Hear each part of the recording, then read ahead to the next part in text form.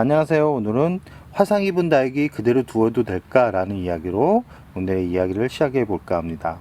3월이 시작됐습니다. 3월이 시작되면 이제 서서히 노숙을 시키는 분들도 있을 거라고 생각을 합니다. 저 윗지방 같은 경우는 밤사이에 담요 같은 걸로 이렇게 잠깐씩 덮어주면 이제는 냉해로부터 이 다육이를 보호할 수 있을 거라고 생각을 해 보는데요. 이 가장 중요한 부분이 뭐냐면, 이제 가끔 이 직광에 너무 오랫동안 놓다 보면 저렇게 화상을 입게 됩니다. 화상을 입게 되면 이 예뻤던 다육이들 같은 경우 잎이 급격하게 무너지거나 아니면 죽을 가능성이 많아지는데요. 이렇게 화상 입은 다육이를 화상 입은 다육이 같은 경우는 관리를 어떻게 하냐에 따라서 이 다육이를 살릴 수도 있고 죽일 수도 있습니다. 어떻게 관리를 해야 될까요? 무조건 다육이를 거리대에서 빼셔야 됩니다. 이렇게 심각하게 화상을 입었던 다육이를 그대로 두면 이 다육이를 그냥 죽어라 하고 내비두는 것과 같습니다. 가끔 이 환경에 적응을 하는 다육이도 있는데 한 80% 이상은 적응을 못하고 죽을 가능성이 아주 높습니다. 그렇기 때문에 이 화상을 입은 다육이는 빼서 그늘로 옮겨주는 게 이 아이들을 건강하게 키울 수 있는 방법이고요.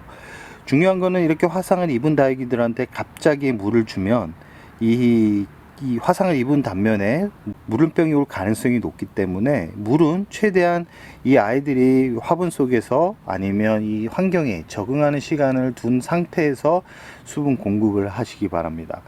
보통은 이제 그늘에다가 두면 어떤 현상이 벌어지냐면, 이 화분에 수분이 많으면 저 안쪽에 보시면 이 잎이 후두 떨어진 것을 확인할 수 있을 거라고 생각을 합니다. 이렇게 후두 떨어진 이유는 화분이 이 아이가 약해진 상태에서 수분 공급이 너무 과해지다 보니까 저런 현상이 벌어지는 건데요. 저랬을 경우 대부분 줄기 부분이 검게 변하면서 죽을 가능성이 아주 농후한데요. 이렇게 군생으로 이렇게 공기가 잘 통하지 않게 이게 다닥다닥 붙어 있는 다육이 같은 경우는 필히 공기가 잘 통하는 곳에 두어야지만 안전하게 키울 수 있습니다. 또한 이렇게 약해진 다육이 같은 경우 또 건강하게 만들겠다고 이 영양제를 살포하시는 분들이 많은데, 영양제는 피해 주시는 게 좋고요.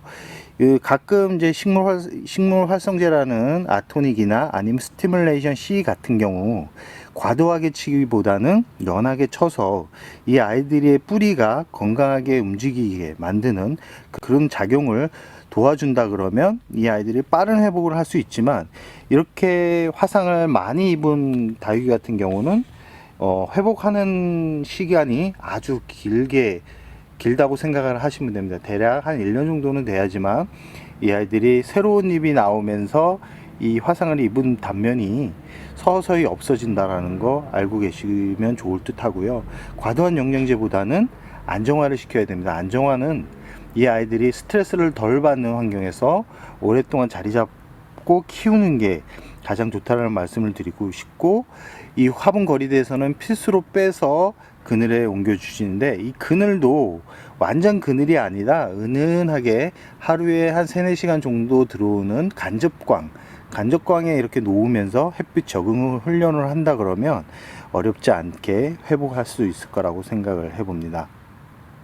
화상 입은 다육이가 가끔 응애라고 이렇게 착각을 하셔가지고 이 응애약을 쳐주면 그래도 약해진 다육이가 이 강한 이 약재가 들어옴으로써 더 약해지는 경우가 발생할 수 있기 때문에, 화상을 입은 다육이는 꼭 한 달간의 이렇게 적응 훈련을 거친 후에 영양제나 아니면 약제를 살포해 주라는 말씀을 드리면서 오늘의 영상 여기서 마무리할까 합니다.